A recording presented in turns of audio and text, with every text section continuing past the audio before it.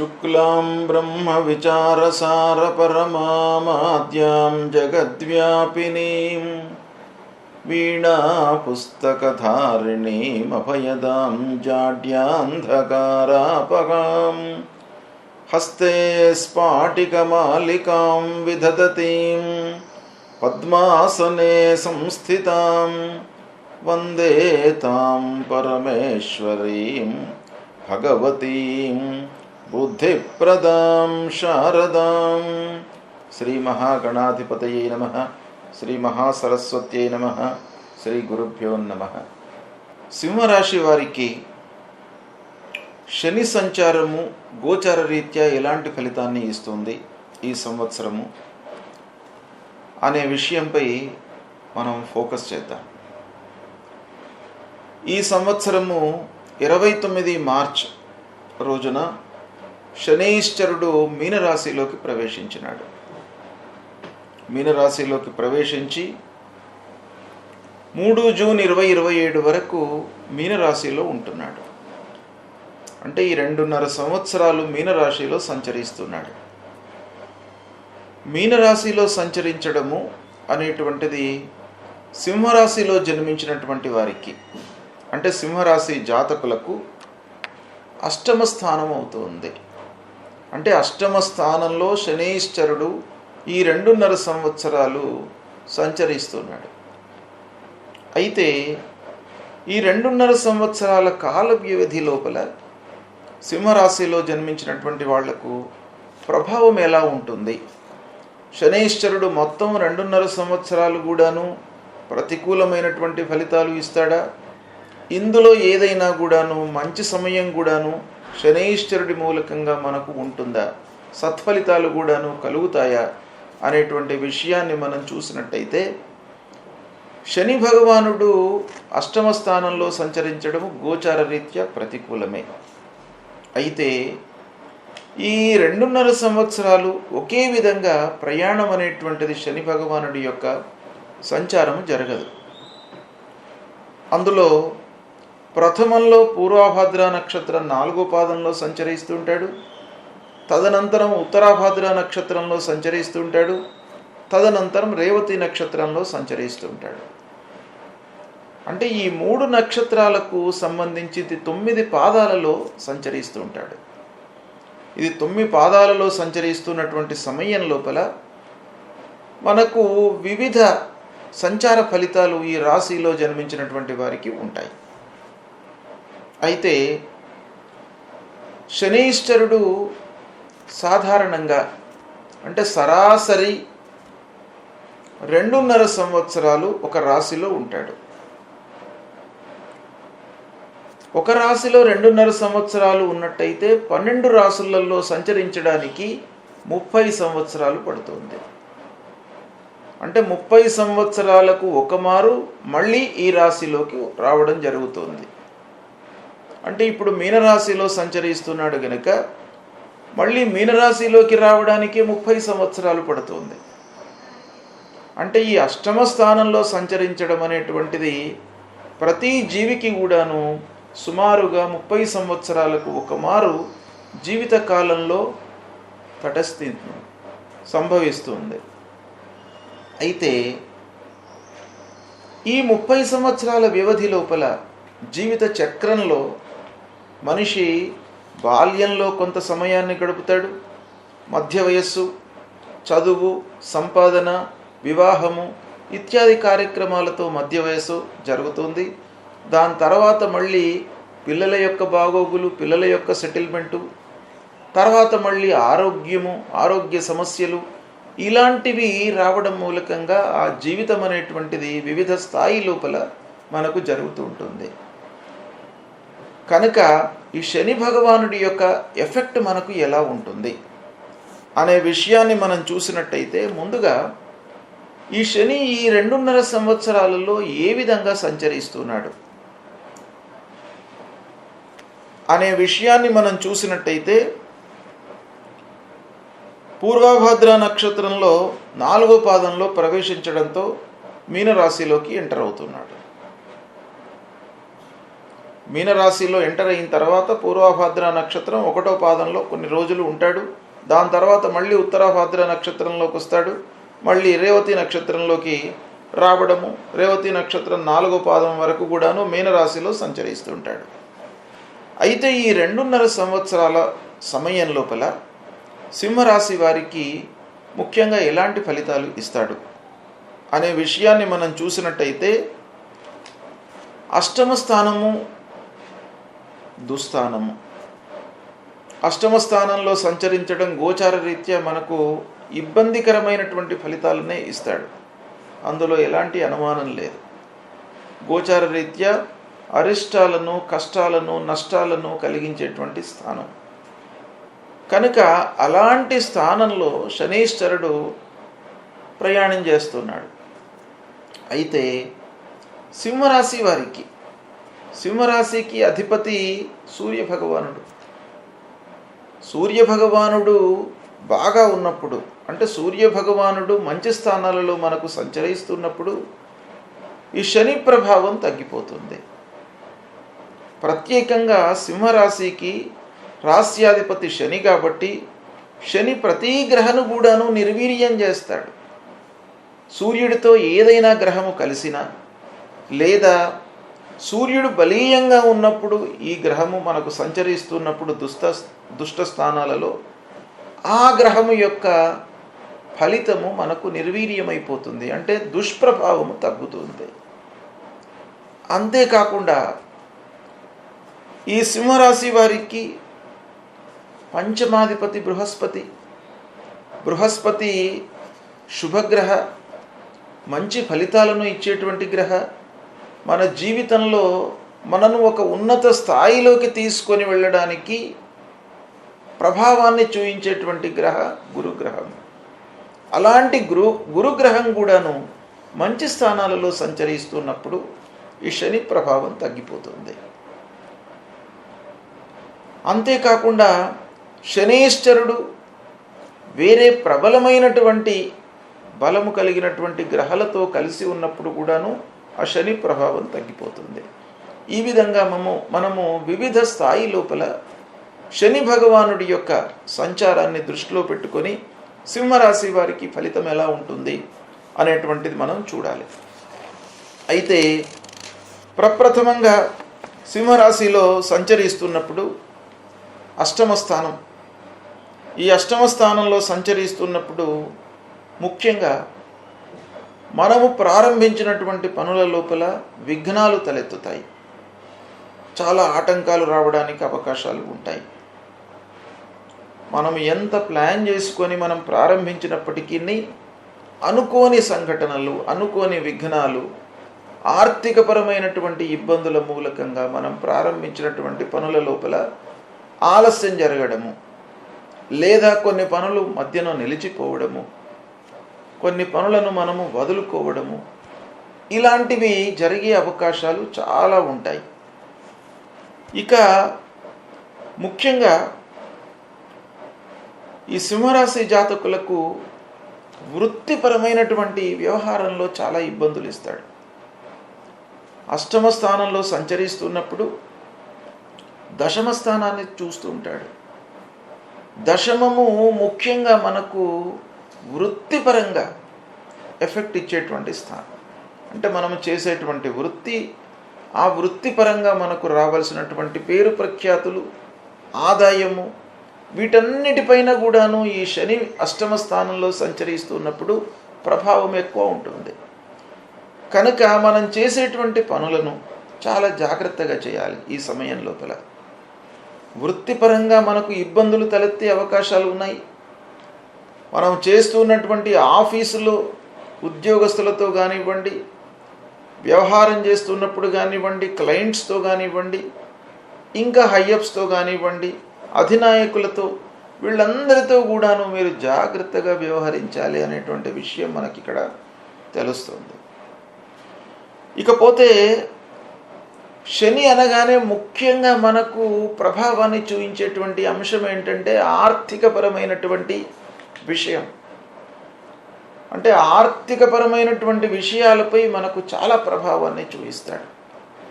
అందున అష్టమ స్థానంలో సంచరిస్తున్నటువంటి శనైశ్చరుడు ధనస్థానాన్ని చూస్తున్నాడు, అంటే రెండవ స్థానాన్ని చూస్తున్నాడు. ఈ రెండవ స్థానాన్ని చూడడం మూలకంగా మీకు ఎలాంటి ప్రభావం చూపిస్తుంది అని అంటే, మనకు ఆదాయం విషయం లోపల ఇబ్బందులు తలెత్తుతాయి. రావాల్సినటువంటి డబ్బు సమయానికి అందకపోవడము, సమయానికి అందినప్పటికీ అది సద్వినియోగం కాకపోవడము, తర్వాత కుటుంబం లోపల కూడాను మనకు అనేకమైనటువంటి సమస్యలు, ఇబ్బందులు, వాగ్వివాదాలు తలెత్తే అవకాశాలు ఉంటాయి. మన మాట దురుసుతనంతో కొన్ని పనులు చెడిపోయేటువంటి అవకాశాలు ఉంటాయి. కనుక ఈ అష్టమ స్థానంలో సంచరిస్తున్నప్పుడు ముఖ్యంగా మనం చేయవలసినటువంటి కర్తవ్యం ఆచితూచి మాట్లాడడము. ఇది చాలా ప్రధానమైనటువంటి విషయం. ఎవరితోని మనం వ్యవహారం చేస్తున్నా కూడాను, ఫ్రెండ్ సర్కిల్తో మాట్లాడుతున్నప్పటికీ, ఆత్మీయులతో మనం మాట్లాడుతున్నప్పుడు, డిస్కషన్స్ చేస్తున్నప్పుడు మన మాటను జాగ్రత్తగా మనం ఉపయోగించుకోవాలి. కనుక ఈ రెండవ స్థానాన్ని చూడడం మూలకంగా మనకు చాలా ఇబ్బందులు క్రియేటువంటి అవకాశాలు ఉంటాయి. అంటే అష్టమ స్థానంలో సంచరిస్తున్నప్పుడు వివిధ కోణాలపైన, వివిధ విషయాలపైన మనకు ఎఫెక్ట్ ఇచ్చేటువంటి అవకాశాలు ఉంటాయి. అందులో ముఖ్యంగా ఏంటంటే కుటుంబ వ్యవహారము చాలా జాగ్రత్తగా మనం చూసుకోవాలి. పిల్లలు, భార్య, కుటుంబ పెద్దలు, ఈ విషయం లోపల మనం చాలా జాగ్రత్తలు తీసుకోవాలి. తర్వాత రాబడి పైన మనస్సు నిలపాలి. అంటే రాబడి పైన మనస్సు నిలపకుండా మనం ఖర్చులు పెట్టుకున్నట్టయితే అప్పుల బారిన పడతాం, రుణగ్రస్తులం అవుతాము. అది మళ్ళీ మనకు ఇండైరెక్ట్గా అన్నిటిపైన కూడాను ప్రభావం చూపిస్తుంది. డబ్బు చాలా ప్రధానమైనటువంటి అంశం కనుక ఆ డబ్బు విషయంలో మనము నిర్లక్ష్యం చేసినట్టయితే అన్ని సమస్యలు కూడాను దాని మూలకంగా తలెత్తేటువంటి అవకాశాలు ఉంటాయి. ఇండైరెక్ట్గా ఆరోగ్య సమస్యలు వస్తుంటాయి. తర్వాత మనకు దగ్గరగా ఉన్నటువంటి వాళ్ళతో మనస్పర్ధలు వస్తూ ఉంటాయి. ఇలాంటి ఎన్నో విషయాలపై ప్రభావం చూపిస్తుంది ఆర్థిక స్థితి కనుక మీరు తప్పకుండా అష్టమ స్థానంలో సంచరిస్తున్నప్పుడు ఈ విషయాలపై మీరు ఫోకస్ పెట్టాలి. తర్వాత ముఖ్యమైనటువంటి విషయం, పిల్లల విషయంలో మీరు జాగ్రత్తలు తీసుకోవాలి. పిల్లల చదువు, ఉద్యోగము, వ్యవహారము, సెటిల్మెంటు, వాళ్ళ విషయంలో మీరు నిర్లక్ష్యం చేసినట్టయితే మనకు ఇబ్బందులు వస్తాయి. కనుక ఈ అష్టమ స్థానంలో ఉన్నప్పుడు, సంచరిస్తున్నప్పుడు ప్రధానంగా మనము వృత్తి, ఆదాయము, కుటుంబము, వాక్కు అంటే మనం మాట్లాడే విధానము, పిల్లల యొక్క ఎడ్యుకేషను, వాళ్ళ యొక్క సెటిల్మెంటు, వాళ్ళకు సంబంధించినటువంటి వివాహాది శుభకార్యాలు, వీటిపైన మనం చాలా ఫోకస్ పెట్టాలి. అంటే మనస్సు నిలపాలి, ప్రయత్నాలు చేయాలి. వీటిపైన ఈ శనైశ్వరుడి యొక్క ప్రభావము బాగా ఉంటుంది. కనుక ఈ విధంగా మొత్తం 2.5 సంవత్సరాలు ఒకే రకంగా ఉంటుంది అనంటే ఉండదు.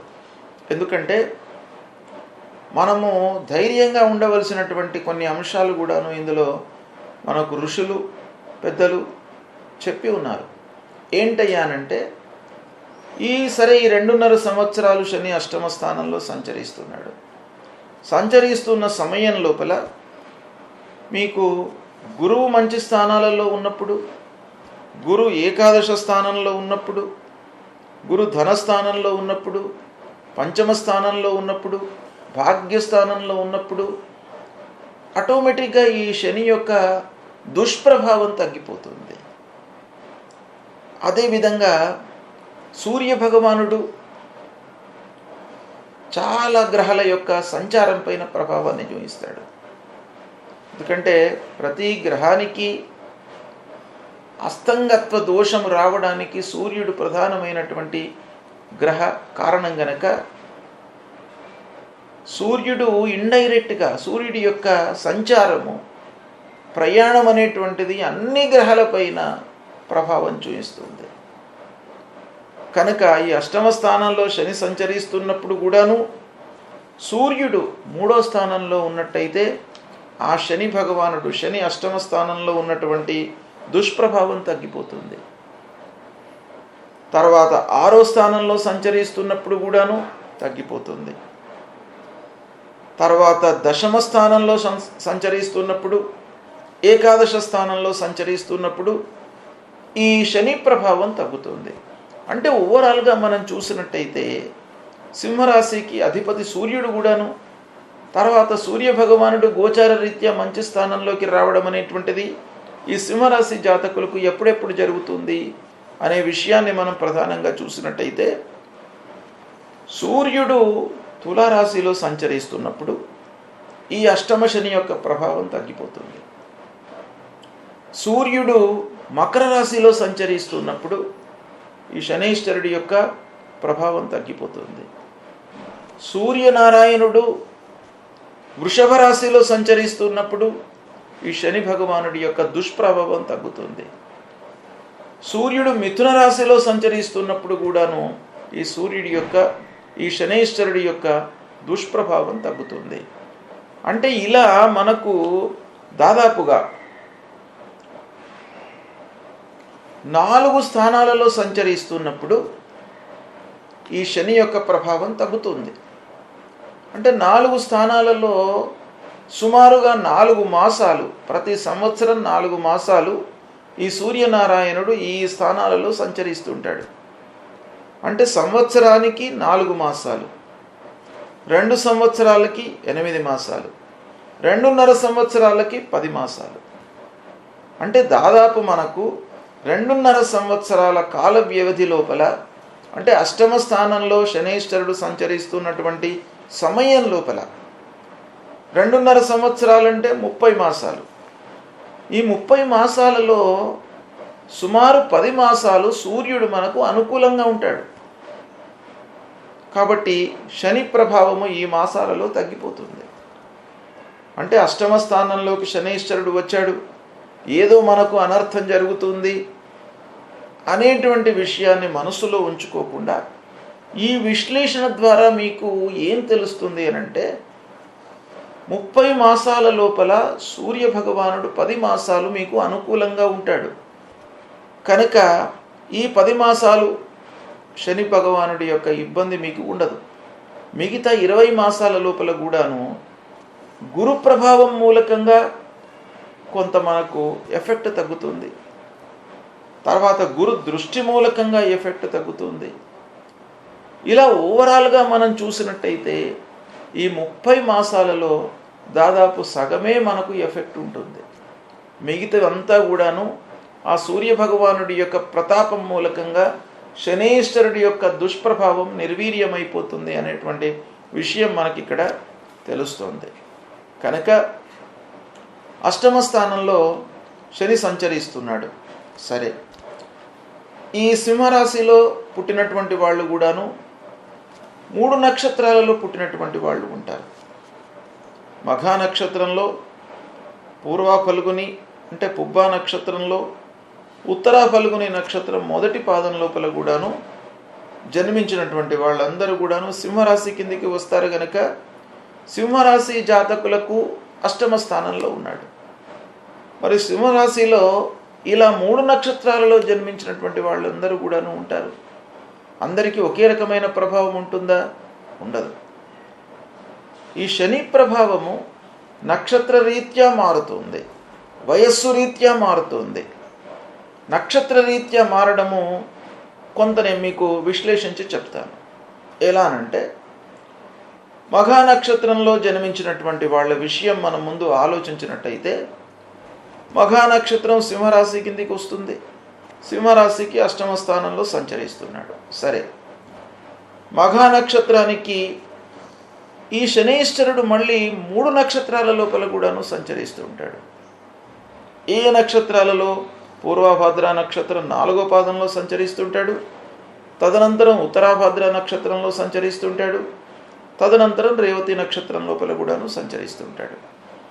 అంటే మఘా నక్షత్రంలో జన్మించినటువంటి వారికి పూర్వభద్ర నక్షత్రం 4వ పాదంలో సంచరిస్తున్నటువంటి సమయము, ఆ కాల వ్యవధే కొంత ఇబ్బందికరంగా ఉంటుంది.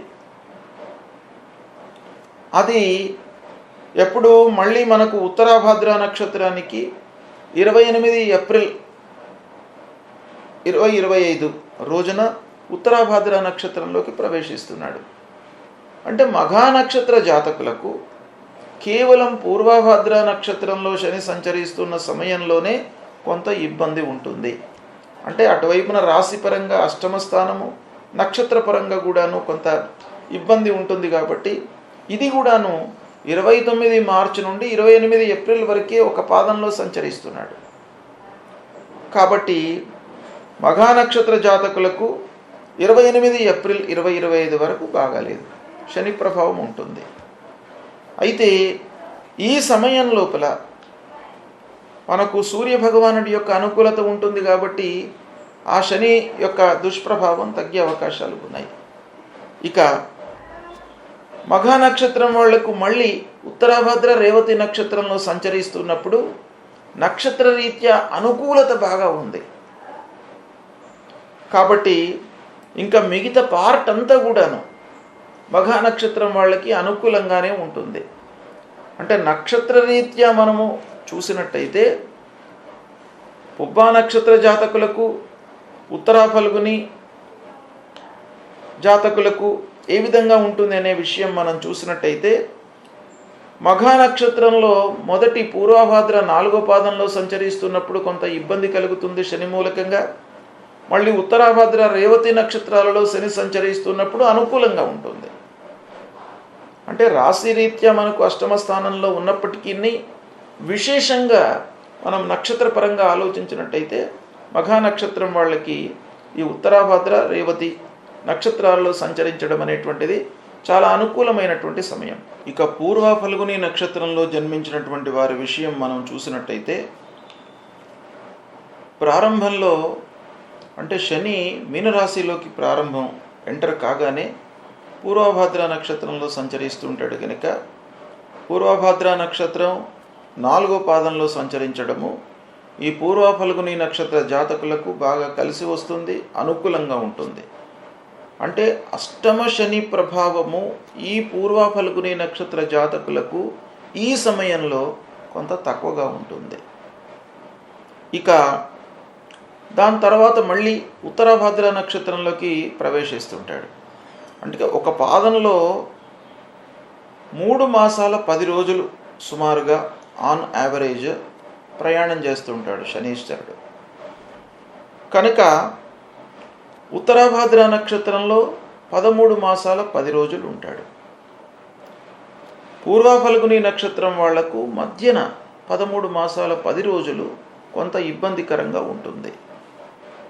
అంటే దాదాపు అది ఎప్పుడు వస్తుంది, మనకు 28 ఏప్రిల్ తర్వాత ఉత్తరాభాద్ర నక్షత్రంలోకి ప్రవేశిస్తున్నాడు కనుక ఆ ఉత్తరాభాద్ర నక్షత్రంలో సుమారు 13 మాసాలు ఉంటాడు.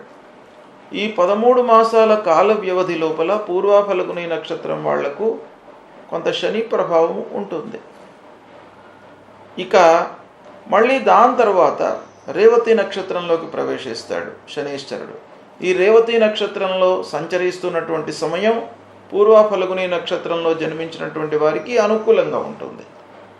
అంటే ఓవరాల్గా మనం చూసినట్టయితే పూర్వ ఫల్గుని నక్షత్ర జాతకులకు ఈ శని ప్రభావము మిడిల్ లోపల కొంత ఎక్కువగా ఉన్నట్టుగా మనకు ఇక్కడ తెలుస్తుంది ఈ ఎనాలిసిస్ ప్రకారంగా.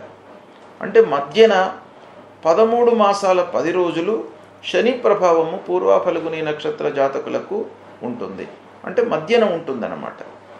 ఇక ఉత్తర ఫల్గుని నక్షత్రం 1వ పాదంలో జన్మించినటువంటి వాళ్ళు కూడాను సింహరాశి కిందికి వస్తారు.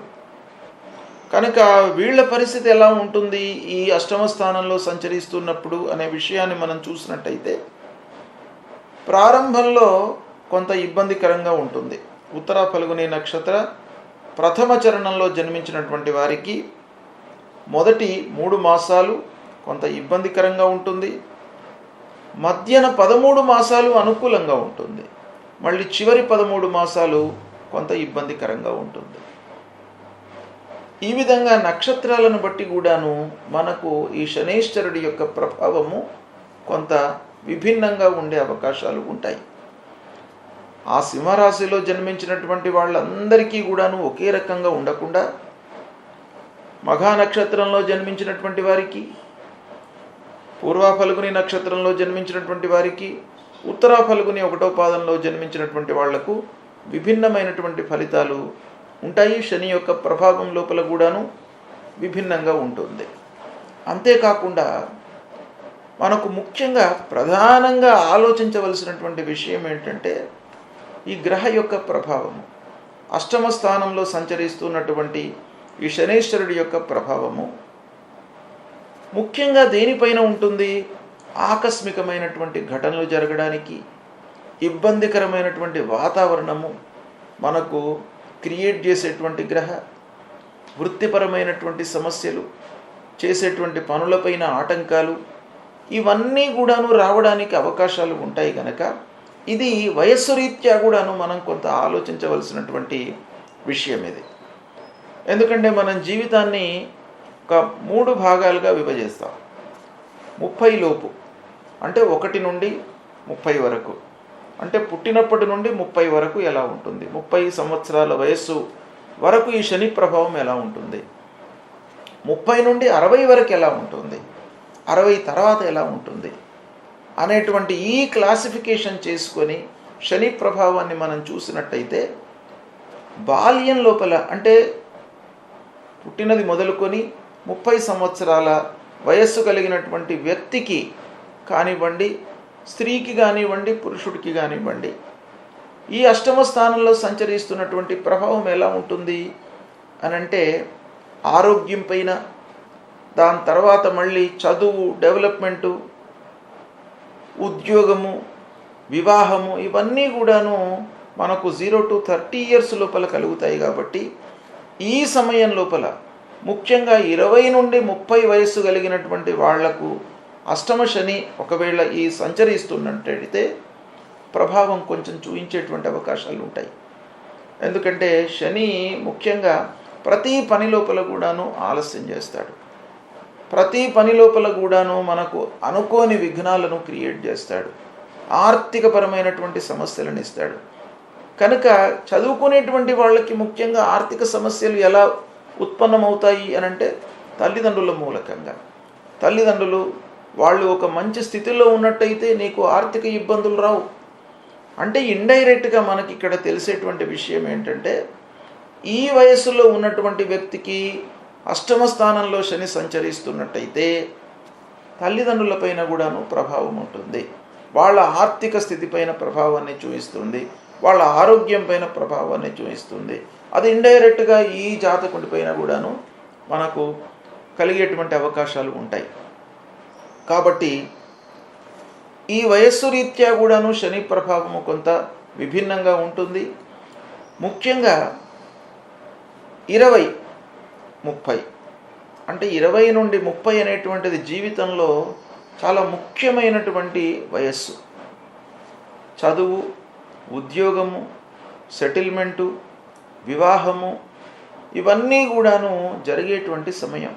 ఒక 1-2 years ముందు వెనక అనుకున్నా కూడాను ఏదో కాలరీత్యా కానివ్వండి, వాళ్ళ జాతక రీత్యా కానివ్వండి, లేట్ మ్యారేజెస్ కానీ, లేటుగా ఎడ్యుకేషన్ కానీ ఇలాంటివి ఉన్నప్పటికీ అది ప్రత్యేకమైనటువంటి కేసెస్ లోపల అలా జరుగుతుంది. కానీ 20 నుంచి 30 అనేది చాలా ముఖ్యమైనటువంటి వయస్సు.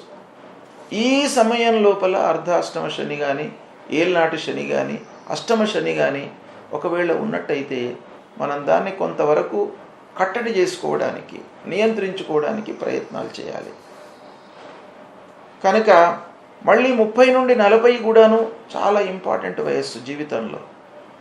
ఈ సమయంలో అష్టమ శని రన్ అవుతున్నట్టయితే మనం ఏం చేయాలి? ఆ 30 నుండి 40 సంవత్సరాల వ్యవధి లోపల ఈ అష్టమ శని ప్రభావం మూలకంగా మన జీవితం కొంత వెనక్కి వెళ్ళే అవకాశాలు ఉంటాయి. శని ప్రభావం చూపిస్తుంది ఆ సమయంలో మనం చేసేటువంటి వృత్తి, రావాల్సినటువంటి డబ్బు రాకపోవడము, ఉద్యోగస్తులకు ఇంక్రిమెంట్స్ రాకపోవడము, ప్రమోషన్స్ రాకపోవడము, ఇలాంటి వాటిపైన కొంత ఇబ్బందిని కలిగించేటువంటి అవకాశాలు ఉంటాయి. అయితే నేను చెప్పినటువంటి విశ్లేషణ ప్రకారంగా ఈ సమయం లోపల కూడాను గురు భగవానుడు అనుకూలంగా ఉండడము, సూర్య భగవానుడు అనుకూలంగా ఉండడము, పుట్టిన సమయం లోపల వ్యక్తిగత జాతకంలో ముఖ్యంగా ఈ శని అష్టక వర్గులో మ్యాక్సిమం పాయింట్స్తో ఉన్నట్టయితే మీకు శని ప్రభావం తగ్గుతుంది. అంతేకాకుండా మిత్రక్షేత్రంలో ఉన్నప్పుడు, ఉచ్చస్థానంలో ఉన్నప్పుడు, శుభగ్రహాల యొక్క దృష్టి శనేశ్వరుడి పైన ఉన్నప్పుడు ఆ శని ప్రభావము నిర్వీర్యమవుతుంది. కాబట్టి ఎన్నో విధాలుగా మనం ఆలోచించి ఆ శని ప్రభావాన్ని మనము నిర్ధారణ చేయవలసినటువంటి అవసరం ఉంటుంది. కనుక శని, అష్టమ శని అనగానే భయపడవలసినటువంటి అవసరం లేదు.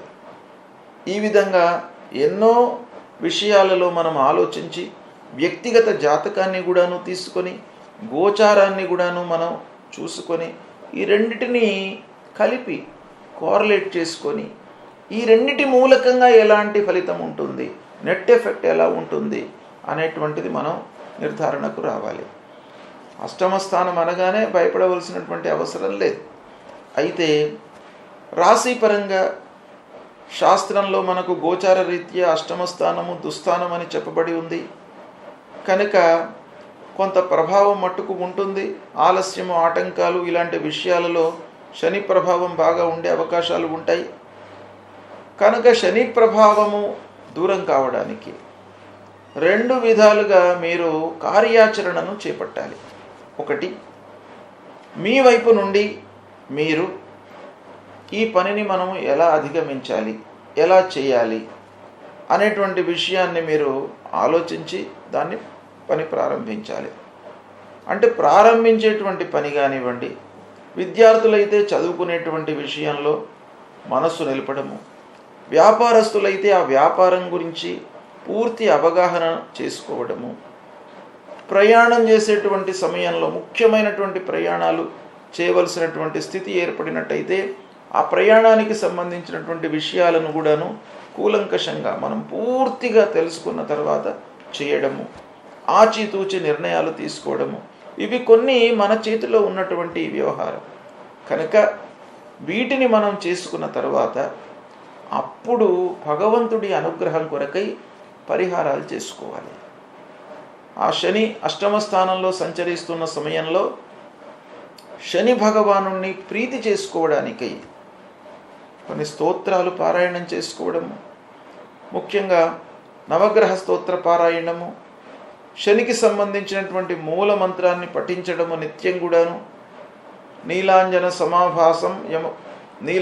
సమాభాసం రవిపుత్రం యమాగ్రజం ఛాయా మార్తాండ సంభూతం తం నమామి శనేశ్వరం అనేటువంటి మూలమంత్రాన్ని ప్రతినిత్యం చదువుకోవడము, నవగ్రహ దేవాలయానికి వెళ్ళడము, నవగ్రహాలలో ఉన్నటువంటి ఆ శనేశ్వరుడి విగ్రహానికి తైలాభిషేకం చేసి నల్లటి నువ్వులు, నల్లటి వస్త్రము, ఒక ఇనుప ముక్క దానంగా ఇవ్వడము, ముఖ్యంగా బీదలకు, నీడీ పర్సన్స్కు, ఎవరైతే అన్నార్తులు ఉంటారో, ఆకలితోని ఇబ్బంది పడుతున్నటువంటి వాళ్ళు ఉంటారో వాళ్లకు మీరు తోచినంత అన్నదానం చేయడము, వస్త్రదానం చేయడము, దానం మూలకంగా మీకు ఈ గ్రహ దుష్ప్రభావం అనేది చాలా తగ్గుతుంది.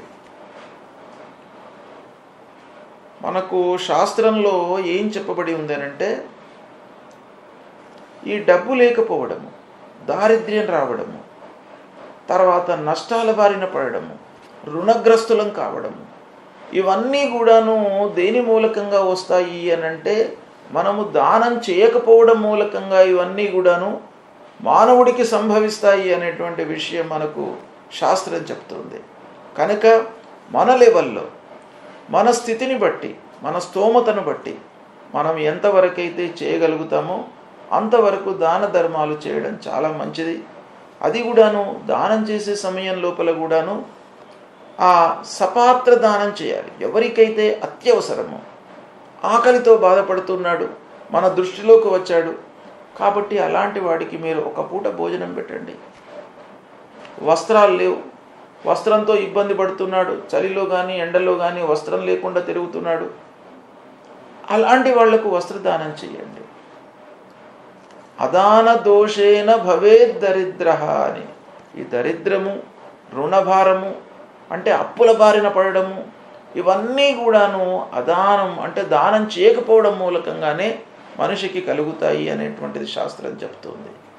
కనుక ఈ శని ప్రభావాన్ని తగ్గించుకోవడానికి, శని అష్టమ స్థానంలో సంచరిస్తున్నప్పుడు కలిగేటువంటి దుష్ప్రభావం నుండి మీరు విముక్తులు కావడానికి మీకు తోచిన లెవెల్లో మీరు దానం చేయండి.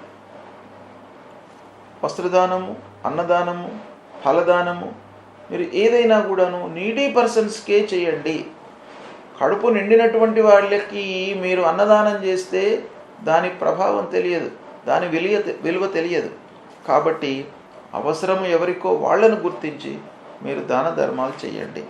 అప్పుడు ఆ శని భగవానుడి యొక్క అనుగ్రహం లభిస్తుంది.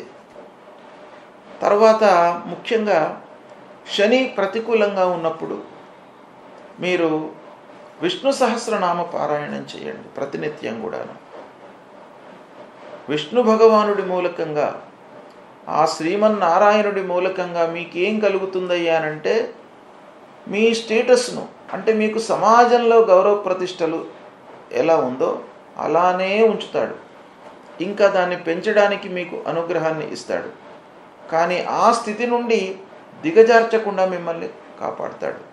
ఆ స్థితి నుండి మీరు దిగరు ఎప్పుడైతే విష్ణు భగవానుని పూజిస్తాడు. కనుక శనైశ్వరుడి మూలకంగా కొన్ని ఇబ్బందులు తలెత్తి అనారోగ్య సమస్యలు కూడాను వచ్చే అవకాశాలు ఉంటాయి. కనుక మీరు అపమృత్యు దోష నివారణ కొరకై శంకరుణ్ణి శివాలయానికి వెళ్ళండి, శంకరుణ్ణి పూజించండి, అభిషేకం చేయండి, బిల్వపత్రం సమర్పించుకొని ఆ శంకరుణ్ణి మీరు పూజించినట్టయితే ఈ శని భగవానుడి యొక్క అనుగ్రహం లభిస్తుంది. హనుమాన్ చాలీసా చదవండి, ఆంజనేయ స్వామిని సేవించండి. ఇలా మీరు ఎప్పుడైతే మనకు ప్రతికూలంగా సంచరిస్తున్నాడో శనైశ్వరుడు, దైవభక్తిని పెంచుకోండి. దైవభక్తి అనేటువంటిది మనిషికి రెండు రకాలుగా ఉపయోగపడుతుంది. అంటే మనం లౌకిక వ్యవహారంలో చూసినట్టయితే మనకు ఆ కష్టాలను మన మనస్సుపై ప్రభావం చూపించకుండా ఆ దైవభక్తి అనేటువంటిది మనకు ఉపయోగపడుతుంది. తర్వాత రెండోది, దైవభక్తి మూలకంగా మనకు ఆ భగవంతుడి యొక్క అనుగ్రహం లభిస్తుంది. తద్వారా ఈ దుష్ప్రభావం దూరం అవుతుంది. ఈ విధంగా మీరు పరిహారం చేసుకున్నట్టయితే ఈ అష్టమ స్థానంలో సంచరిస్తున్నటువంటి శని ఆ దుష్ప్రభావం నుండి మీరు విముక్తులవుతారు, మంచి ఫలితాలను పొందుతారు.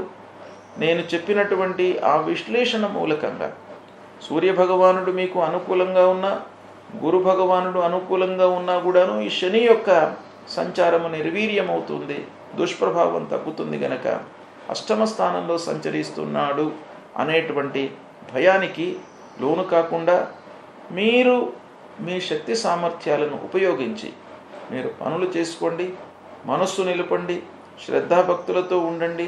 అన్నీ కూడాను సత్ఫలితాలు కలుగుతాయి. శుభం.